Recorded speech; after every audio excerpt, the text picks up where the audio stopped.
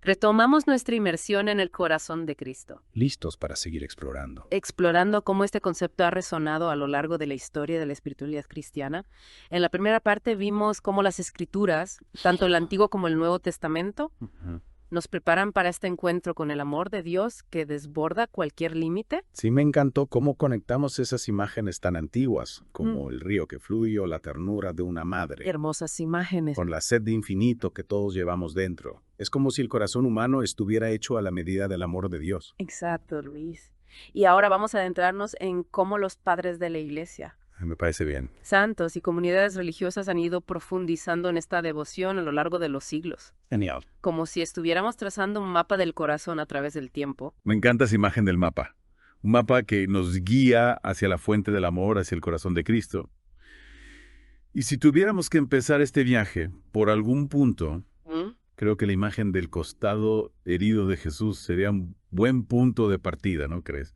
Esa imagen tan impactante que aparece en los evangelios. Claro. ¿Cómo la interpretaron los primeros cristianos? Para muchos padres de la Iglesia, especialmente en Asia Menor, Ah, esa herida del costado no era solo un signo de sufrimiento, ya. sino la fuente de donde brota la gracia, Interesante. el Espíritu Santo que nos vivifica. Es como si vieran en esa herida abierta un nuevo nacimiento, Un nuevo nacimiento. una nueva creación. Es interesante ese cambio de perspectiva, ¿no? Sí, De ver la herida como algo negativo a verla como la fuente de algo nuevo, de algo bueno. precisamente. Por ejemplo, los Hechos de los Mártires de León, ¿Esos qué son? un texto del siglo II, Ajá, hablan de la fuente celestial del agua viva que brota de la entraña de Cristo. qué curioso. Es una imagen que asocia la herida con la fortaleza que recibían los mártires para enfrentar la persecución. Entiendo. Y San Justino, otro autor del siglo II, Sí. habla de los creyentes como aquellos que hemos salido del vientre de Cristo, como si la herida del costado fuera el origen de un nuevo nacimiento. Es una imagen muy potente que nos habla de la fuerza transformadora del amor de Dios. Es como si el costado abierto de Cristo se convirtiera en una puerta hacia una nueva vida. Exactamente. Y esta idea del costado herido como fuente del Espíritu Santo se desarrolla aún más en autores como Orígenes, Orígenes. quien llega a decir que Cristo cumple su promesa de Juan 7,38, ¿Cuál era esa? la de que de su seno brotarán manantiales de agua viva, Sí. haciendo que de nosotros mismos broten también esas corrientes de agua. Es una imagen hermosa. Que al ¿Ves? beber de Cristo, al recibir su amor, nos convertimos nosotros mismos en fuentes para los demás. Como si el amor de Dios se expandiera a través de nosotros como un río que va regando la tierra a su paso. Exactamente, Luis. Es una imagen que nos habla de la reciprocidad del amor divino. Interesante. Y si seguimos avanzando en nuestro viaje histórico, Sí, nos encontramos con San Agustín, un gran teólogo. un gigante del pensamiento cristiano. ¿Qué nos aporta su visión del corazón de Cristo? Pues él nos ofrece una perspectiva crucial, ¿Cuál? la del corazón de Cristo, como lugar de encuentro personal con el Señor. Ya no es solo la fuente de la gracia, sino un símbolo de la unión íntima con Cristo.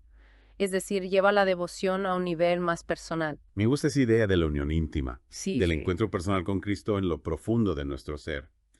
Es como si el corazón de Cristo se convirtiera en un espacio interior, un santuario, donde podemos encontrarnos con nosotros mismos y con Dios. Exactamente. San Agustín escribe que el apóstol Juan, cuando en la última cena apoyó su cabeza en el pecho de Jesús, se reclinó sobre el santuario de la sabiduría.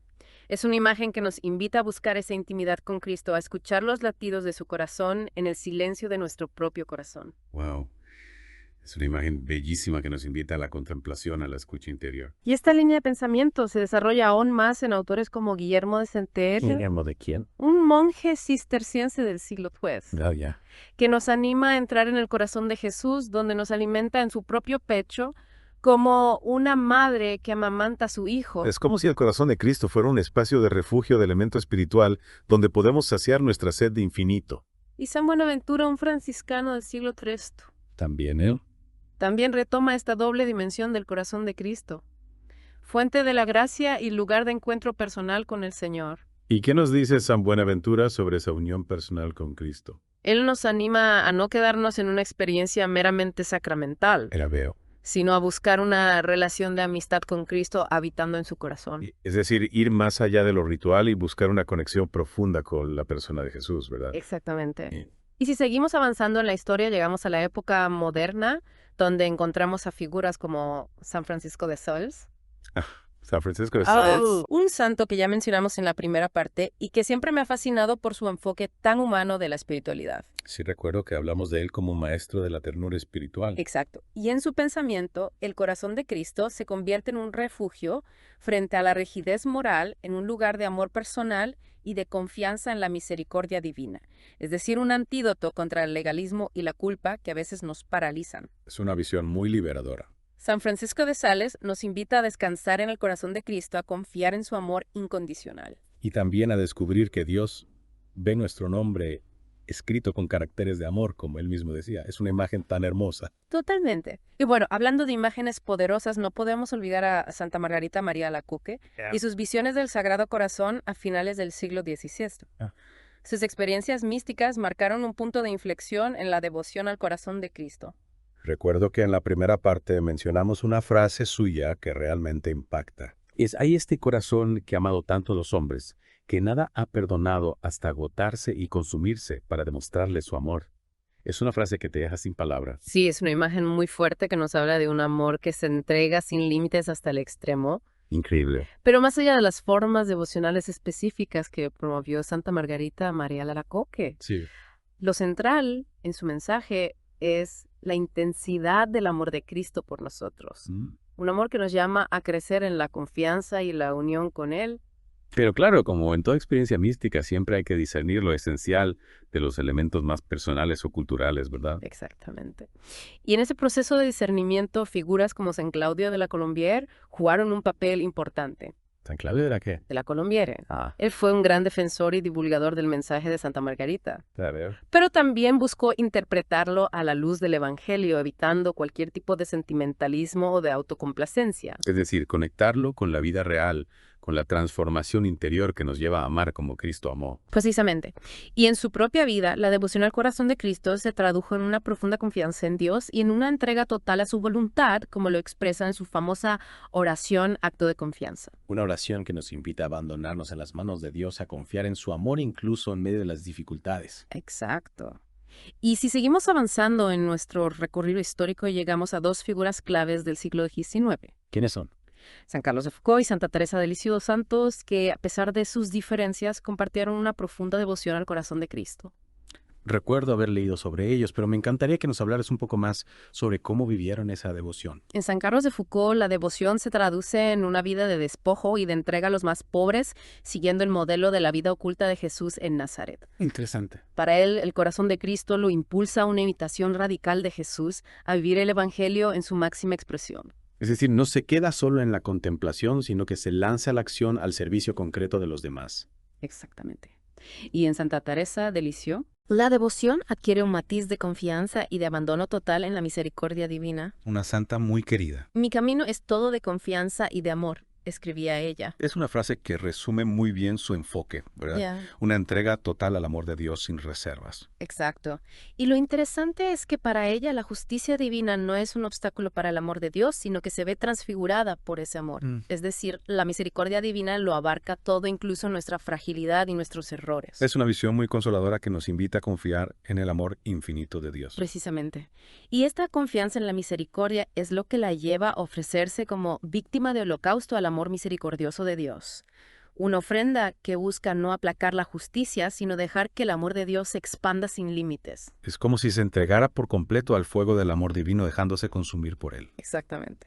Y como decíamos antes, tanto San Carlos de Foucault como Santa Teresa de Lisieux tuvieron un fuerte impacto en la forma en que se entiende la devoción al corazón de Cristo en la actualidad. Ya veo. Nos muestran que el amor de Dios no se queda en el plano de las ideas, sino que se traduce en acciones concretas, en entrega, en servicio a los demás. Y bueno, no podemos olvidar la importancia que esta devoción ha tenido en la compañía de Jesús, ¿verdad? Es cierto, desde San Ignacio de Loyola. El fundador. La espiritualidad ignaciana ha buscado un conocimiento interno al Señor para que más le ame y le siga, como dice la fórmula del instituto. Una frase que invita a la reflexión. Y ese conocimiento interno implica, como hemos visto, un encuentro con el corazón de Cristo. San Ignacio nos invita en los ejercicios espirituales a contemplar a Jesús, herido con la lanza, su costado manó agua y sangre. Una imagen poderosa. Y ese costado herido se convierte en un símbolo del amor de Cristo que se entrega por nosotros. Exactamente. Es como una puerta de entrada al misterio de la redención, al amor infinito de Dios que se derrama sobre la humanidad. A lo largo de la historia de la compañía, muchos jesuitas han profundizado en esta devoción, como San Francisco de Borja, San Francisco de Borja. San Pedro Fabro, San Alonso Rodríguez. La lista es larga. Es impresionante cómo esta devoción ha inspirado a tantos santos y comunidades a lo largo de los siglos. Y como hemos visto en la encíclica Dilexit, el corazón de Cristo sigue siendo una fuente de inspiración para la Iglesia en el siglo XXI. Así es.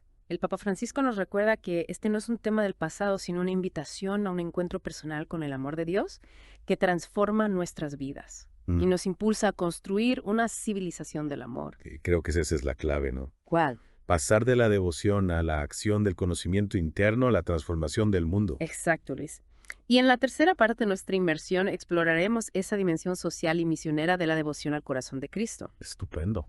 Veremos cómo el amor de Dios experimentado en el corazón de Cristo nos lleva a un compromiso con la justicia, la solidaridad y la construcción de un mundo más fraterno.